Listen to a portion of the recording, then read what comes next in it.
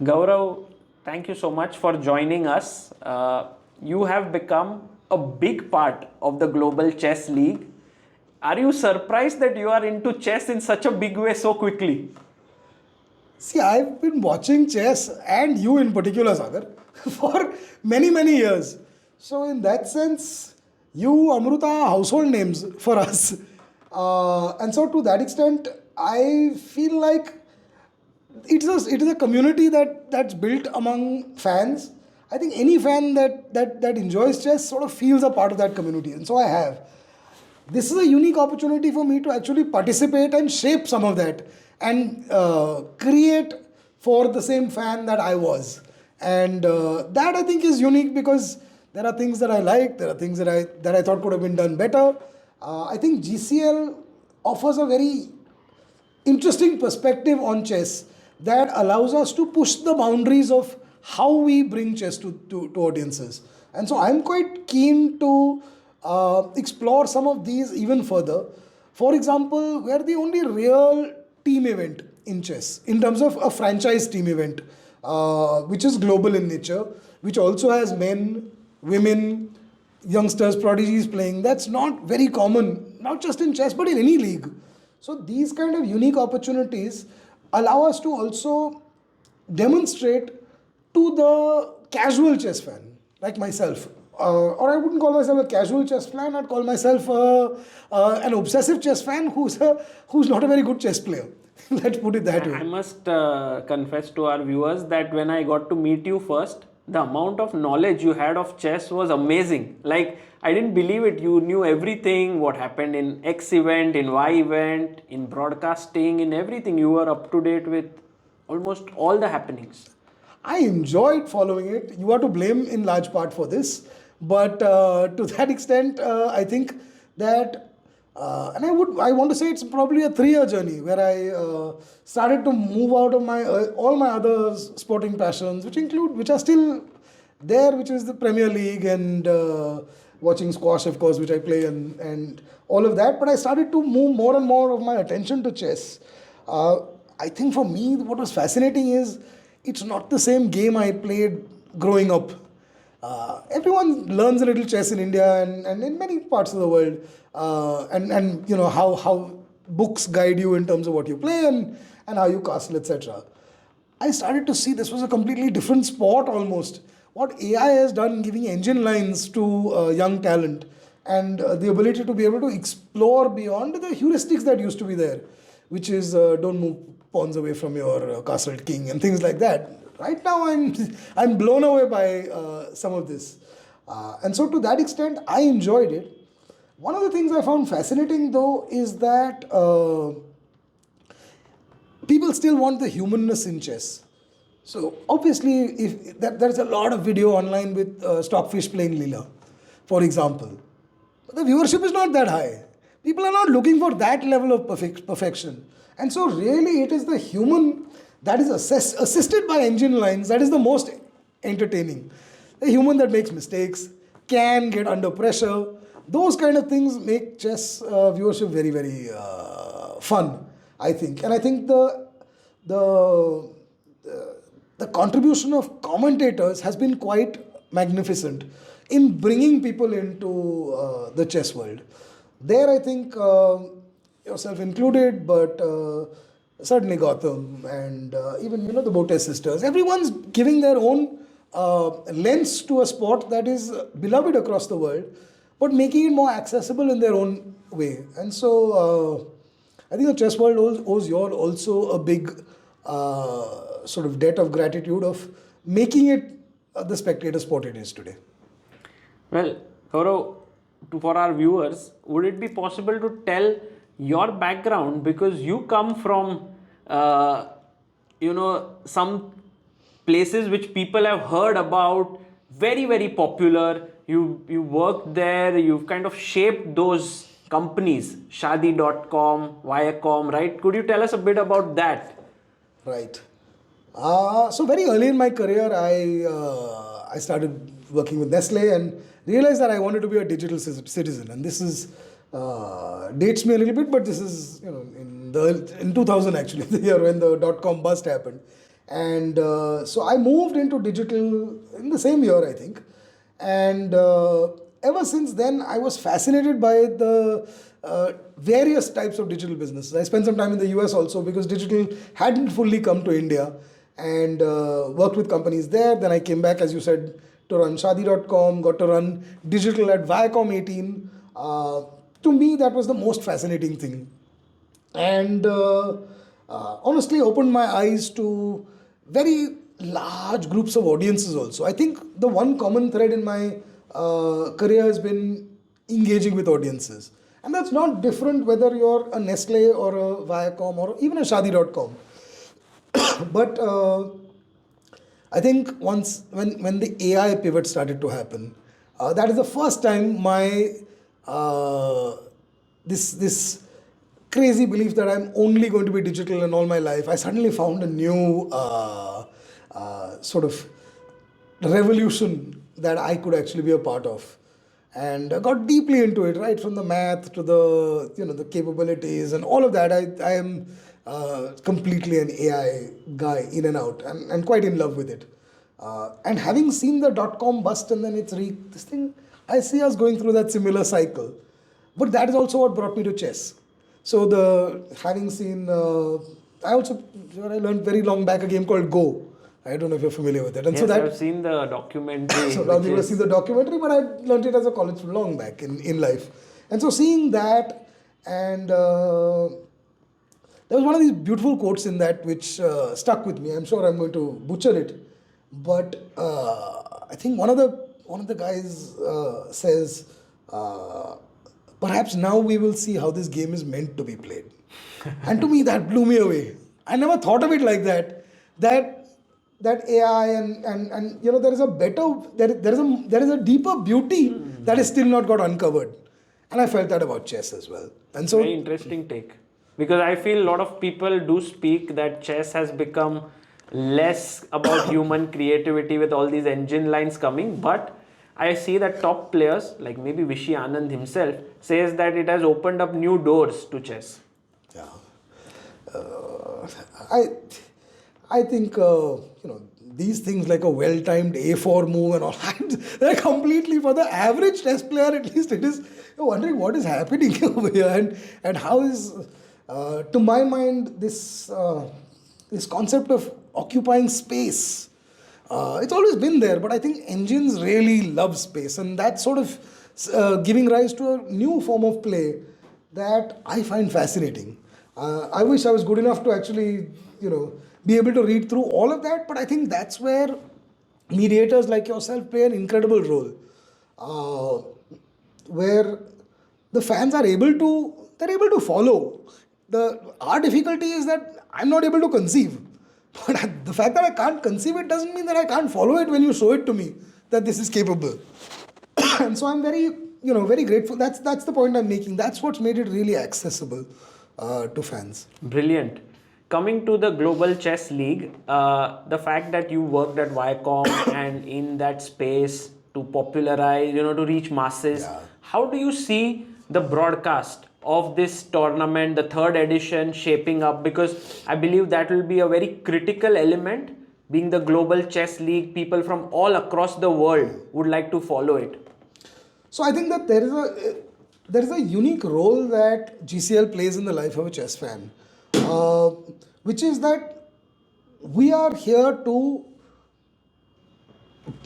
create an entertaining piece of content that expands the audience of chess.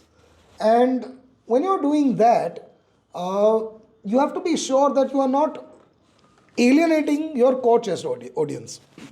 A great example of that is IPL and T20, where the cricket never took a hit. They were able to expand audiences, but I don't think that the cricket lover fell out of love with that. And I think that is the duality of what we straddle in the broadcast world for ourselves. I think there are huge audiences that already exist on YouTube, the world over, that it is sort of the default channel for chess. And yet there are very large audiences who have never seen chess. There are other broadcast channels for them which are more familiar. where their content is played. And so I think we are going to have to straddle these ecosystems to be able to serve our audiences who are already familiar with chess, but also deliver on our mandate to take it to deeper and broader audiences. So I think there are a variety of ways to do that. It is one, choosing which all platforms will be on YouTube, of course, Geo, some of the This larger year, players. you think it will be on YouTube as well? I suspect it. I mean, I'm engaged with all these broadcasters, and they're all keen to create a unique property for their audience. And there's that. There's also the language of the feed. For example, the global feed will largely be in English, and perhaps because it is to the existing chess fan, it will be a familiar type of commentary and analysis. Whereas the English feed might be a little bit more dialed up on the entertainment without compromising the chess, to be able to actually bring more people in. So those are the kind of things that we're looking at. We're definitely looking at the team booth within the field of play. That was a tough discussion, and I think it will offer a unique perspective into how these genius players think actually. Could you expand a bit on that team booth inside the field of play? So what we're doing is, I think if you're familiar with the way our event goes, the players come onto their boards with 2-minute delays, right? Two at a time. So anyway, there are times when there are some players who are not on, and there are some players who are already playing. Now they're all part of the same team. The coach also is part of this same team. The idea is to keep this entire unit within a soundproof area on the field of play. So it's secure. So they pass through anti-cheat and all the measures. And then, but their games have not started. And they will be looking at the games that are going on and actually talking, discussing, and thinking about those positions. The coach will continuously potentially be there through the entire match. And we would love to make that content available to our viewers, because it brings them closer to the way the chess players think. So that's kind of the attempt that we'll be making on that. And excited. It's a new innovation, and cautiously optimistic that it will be something that will succeed. Another thing that's coming this year is the increment after move 40. So last year we had some crazy scrambles where the pieces were flying and so on. How did this idea come about? It's still 20 minutes each, but there will be an increment of 2 seconds after move 40. Yeah. So I think the way that came about was that we enjoy the fact that we create a high energy situation for chess players, right? And there is pressure towards the end. I think, and honestly, some of the videos on your channels included were iconic in terms of pieces flying and things like that. What we need to do continuously as we evolve is to balance the outcome with the spectator friendliness or the need for drama. And I think that what happened there was we started to see some outcomes that were perhaps not the outcomes that we would have wanted. And so you wouldn't want someone who is in a absolutely dominant position to have to either start throwing a game or perhaps inviting a draw. That was also within the rules, rather than forcing them to, with the 2-second increment, to then demonstrate and show how that if they're in a better position, to bring it home. So I think that is, so we tried to balance that. We didn't want to give an increment right from the beginning. The interesting thing on this is a lot of stakeholders were aligned with this line of thinking, whether it's FIDE or some of the players or the teams even. Because I think everybody wants to preserve the outcome and the purity of the sport. That was nice to see. It wasn't that people were just looking to see pieces flying for the sake of it. We will still have chaos, I think. I don't think that goes away. But this I think leads to better outcomes. Actually, before doing this, one of the things that we are doing is 2 seconds, just because we don't want people to build clock. Like, they're good enough that honestly on 3 seconds they might actually be able to build clock and move to another situation. So that's the attempt, is 2 seconds. The second Was there thing, also a question of 1 second? Because that's also some... It's possible. What we saw was that in 2 seconds you never fully come out of pressure. And that was the idea. That was the attempt. The attempt wasn't to become crazy as much as not to actually give you relief and to give you the ability to build too much clock. What I saw, I actually had to study the games. When I looked at the last season, people who are in a better position, typically by the 40th move, had about 7 to 8 minutes of clock.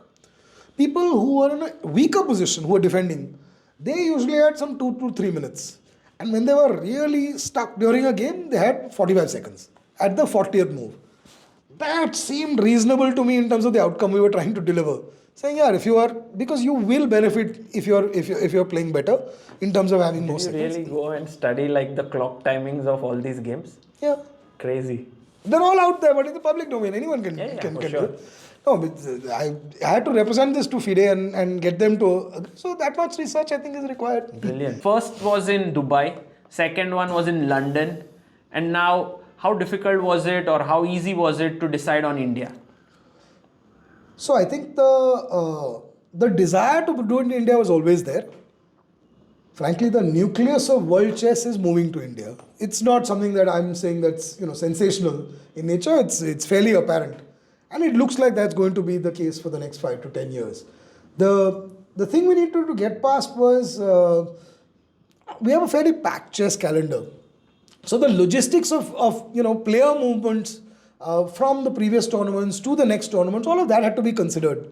And once we were comfortable with that, then India became a very, very obvious choice.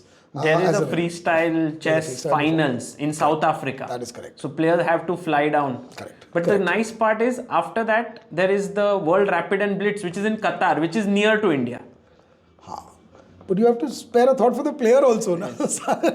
they're going from place to place to place. See, the reality is because we attract so many of the top players, not all of them are going to play all these tournaments. But there are enough that are either playing one or both of the others that we need to actually accommodate that. So that was the only thing that we need to be sure that we were not taking players completely out of their comfort zone. Right now, I think we've achieved a happy sort of middle in terms of the dates that we're doing it. Next year, the dates will probably change. We'll work with FIDE on the window that we get. But this is unique that we're doing it end of December. And so other things like Christmas, all of those things have to be thought through. So that's what went into the planning. And the venue, the Royal Opera House, because in Mumbai there are many places where this can be done. How was this decided? So I think, and you're right, we saw a lot of places, not just Mumbai, outside also, candidly. The attempt was to build something that was unique in the world of chess. And we saw a large number of venues that exist in Mumbai. Of course, it is Shadi season, so there is a little bit of, and we need 12 continuous days. But there were still venues that were available and willing to play, and some of the bigger venues in Mumbai. What we liked about this was the ability to separate out the field of play or what they're calling the stadium and the fan zone. And that I think was something that I am thinking we will lean into in every future season. Some of this is actually inspired by your coverage of the World Championship, which I think went a long way in potentially demonstrating how chess could be done differently. Of course, they had the master stream that was coming to you and then you were replaying it and doing it in the venue. And so I was thinking of taking it one step further and saying, I'll give the master stream only as a live studio stream to everybody in the world. And that's something that I haven't seen before. And so then I needed the separation of fan zone and the what I'm calling the stadium. Stadium needs to be quiet, organized, large screens with all the coverage, but more than the occasional ooh-ah, there's not a lot of room for sound. And the outside is where we will have all the chaos. So I needed that sort of both to be available, and that I didn't find in as many venues. This particular yin and yang. So what you are saying is that all the fans who want to follow Global Chess League in person can come to the venue, engage in the fan zone, have a lot of fun. There'll be a lot of stuff happening there. And if they want to see the players, they can go inside the playing hall, which is a beautiful venue. So that's the kind of That's setup. The thing. So I think that from a broadcast perspective, that venue is spectacular. So a lot of, so our global chess audiences, I think that also offers a unique perspective to them. So frankly, once we came to this venue, uh, search actually stopped. It was more about figuring out how to convince them to give it to us, timing things. It is a rush period. And so once we had that in place, uh, it was more about how do we make this work than do we want this venue. So that's sort of the transition we made. How impactful was it to not have Magnus Carlsen in this edition? It's a big deal. Let me be straight up about that. Magnus is a massive draw, and there are, to my mind, there, at least as of now, he is our generational talent. Right? I don't think anyone has quite come to his stature. It was really nice that they were very keen to come, and so we were encouraged by that. I think in his current situation, a 12-day commitment, which is what we need for our. I mean, he can't come to play 5 days. That's not fair on a team. So a 12-day commitment was a bridge too far, from what I could tell. Maybe we will get him in some capacity, because he seems like a big fan and was keen to sort of engage with us. But we certainly wish him well in that sense. The nice thing is that, and you've seen our roster, I am a massive fan of the players that we have. So in that sense, I don't think that we will have any lack in any way for competition or aggression on the board. Yes, You have Hikaru, you have Fabi, you have Gukesh, who is the world champion, and Vishy, who doesn't play much, is going to play on the icon board. So actually, that's a huge thing. Yeah, I'm really looking forward to these matches, and to that extent, I mean, you're naming the icons, but to me, the superstars are as much icons for me. And so, in that sense, we have an abundance of riches in terms of the talent that we have this season. So, I'm hoping for an incredible competitive event, matches that run right to the wire. The unique thing about this event is that every board counts. And so I think that, as a team, you are actually rooting for every player. You're not rooting for only the absolute biggest name brands. And I like that. And the team owners, how are they happy with all that is going on, this new change, you entering in? You must have interacted with all the team owners. I have. They've been very kind. Maybe that will change. Right now, they seem to be in a good space. Like I said, the league is an early enough stage that we are running it like a joint outcome. It's not the league and the teams as two separate entities. India was definitely on the radar for many of the teams also. So they're very happy that we're bringing it to India. They're happy with some of the calls that we're making in terms of how we're managing players. The increment also is something that sits well with them. So they are as much owners of this league as we are, because the success of this league will be only if everyone succeeds. It's not likely that our league will succeed and teams will fail.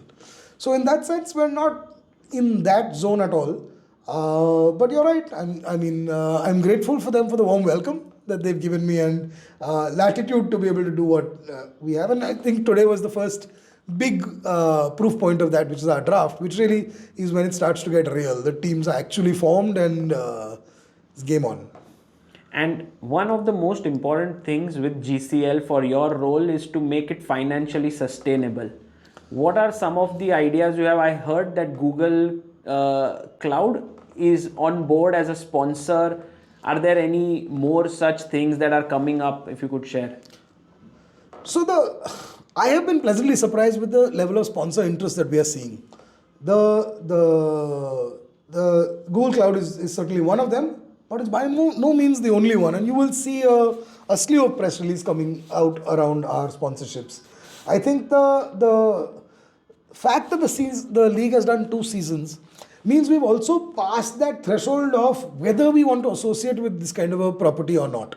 And it's very important to actually have those stripes in the past. I don't think we're an unknown quantity anymore. They probably had intent even in past seasons, to be fair. It's not like we haven't had inquiries. But now they know what they can expect. They know exactly the way the outcomes they can deliver for themselves and their clients. So a lot of people are coming saying they now, it's not only, it's not should I sponsor, they kind of know what piece of the sponsorship also they want. Like, somebody wants a table, we want to be the brand there because they actually recognize how GCL works. So that's a very nice position to be in. Certainly, chess has captured the imagination of a lot of people in India. So beyond our global sponsors who understand chess and actually have a global footprint, the India sponsors has been an interesting story, right? From, people who are looking at learning in different ways, schools, learning applications, all of those. Financial services is big, auto. I mean, some of these categories are quite keen to figure out what is the best way to partner and to go there. But it's not so much of should we do chess. Somehow that seems to have already been sold. कि chess तो करना है. अब now let's figure out how do we want to position our brand. क्या करना है वो that आगे पीछे होता है. मतलब that is part of being in sponsorships. But I'm very happy that I'm not having to sell chess uphill. कि chess में करना है कि नहीं. That is not what I'm seeing as part of the journey, and that's very nice. That's very interesting take. You're trying to sort of build one of the biggest leagues, and coming from you is very encouraging. I think that our moment has come. Sagar, every time somebody's moment comes, you have been batting for this for years. I don't want to prejudge it because everything tips at some point.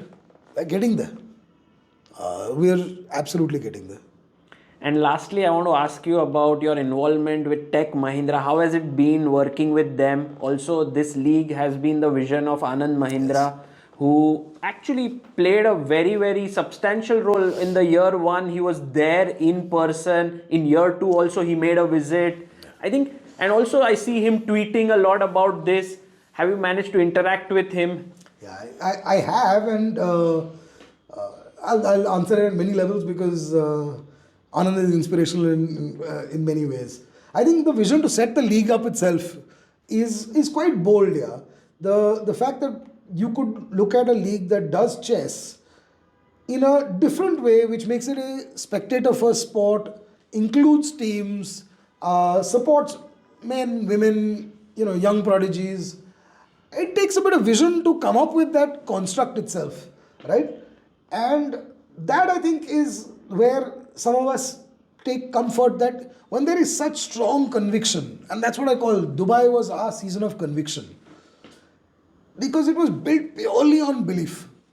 When we went to London, we started to mature. We were starting to play that out. And that's why this season is our season where we have to deliver. Because it's fine to have conviction and mature, but at some point, you've got to turn the corner. But always the questions that you have persist, right? Is it sponsorable? Is it viable? In those things, when you speak with Mr. Mahindra and Anand is extremely open about these areas, there is a quiet confidence that allows you to believe that there is a playbook to this, there is a plan. And what I was struck by is I didn't expect him to be able to go toe-to-toe with me in terms of his chess knowledge. Mm-hmm. It's good, yeah. To that extent, so while we were presenting, our plan and one goes through the motions of kya karenge, of course the Royal Opera House, all of that we discussed with him. When it came to player lists, he is surprisingly well informed in terms of recent tournament form versus old tournament form. Isko kyun nahi liya? What happened here? At a level that I was very impressed. And I don't think this is the only thing he does. So in that sense, to have that level of attention on chess, it's more than just being a sponsor. It is being sort of personally involved and sort of a fan to the extent that he would like to see the chess be great as well, not just put it on. So shout out to him. Amazing. Well, Gourav, it was a pleasure talking to you. Also, kudos to you for joining in chess. Thank you for doing that and for expanding the chess ecosystem. We wish you all the success for the third edition of Global Chess League. Thank you so much, Sagar.